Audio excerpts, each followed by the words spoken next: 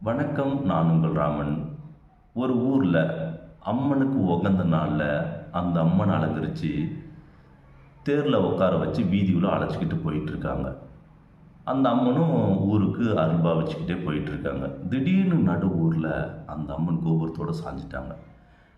மக்கள் எல்லாம் என்னடா தேரோடு அந்த அம்பாள் சாஞ்சிட்டாங்களே அப்படின்னு சொல்லி சோகத்தில் இருக்காங்க. தேர் அப்படியே ஓரம் கட்டிட்டு அந்த அம்மனை கருவறையில் தூக்கிட்டு போய் வச்சுட்டாங்க.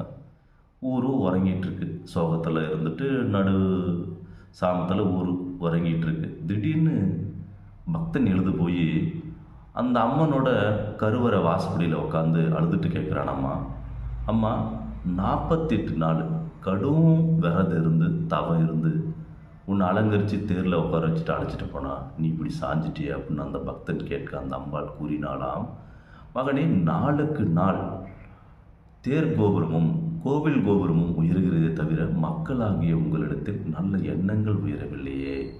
தாங்க முடியவில்லை இவர்களின் பாரத்தை. அதாவது கெட்ட எண்ணங்கள் நிறைந்த மனிதர்களின் பாரத்தை அந்த கடவுளாலே தாங்கிக்க முடியல. முடிஞ்ச அளவுக்கு நல்லதை நினைங்க, எண்ணம் போல வாழ்க்கை அப்படின்னு சொல்லிட்டு யார் இங்கே சும்மா சொல்லலை, அனுபவித்து சொல்லிட்டு போயிருக்காங்க. நன்றி. வணக்கம். நான் உங்கள் ராமன். ஒரு ஊரில் அம்மனுக்கு உகந்த நாளில் அந்த அம்மனை அலங்கரித்து தேரில் உட்கார வச்சு வீதியில் அழைச்சிக்கிட்டு போயிட்டுருக்காங்க.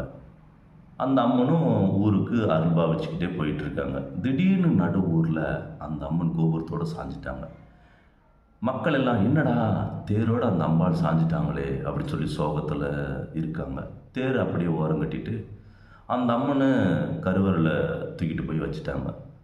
ஊரும் உறங்கிட்டுருக்கு. சோகத்தில் இருந்துட்டு நடு சாமத்தில் ஊர் உறங்கிட்டுருக்கு. திடீர்னு பக்தன் எழுது போய் அந்த அம்மனோட கருவறை வாசப்படியில் உட்காந்து அழுதுட்டு கேட்குறான், அம்மா அம்மா 48 நாள் கடும் விரதம் இருந்து தவம் இருந்து உன்னை அலங்கரித்து தேரில் உட்கார வச்சுட்டு அழைச்சிட்டு போனா நீ இப்படி சாஞ்சிட்டியே அப்படின்னு அந்த பக்தன் கேட்க அந்த அம்பாள் கூறினாலாம், மகனே, நாளுக்கு நாள் தேர் கோபுரமும் கோவில் கோபுரமும் உயர்கிறதே தவிர மக்களாகிய உங்களிடத்தில் நல்ல எண்ணங்கள் உயரவில்லையே.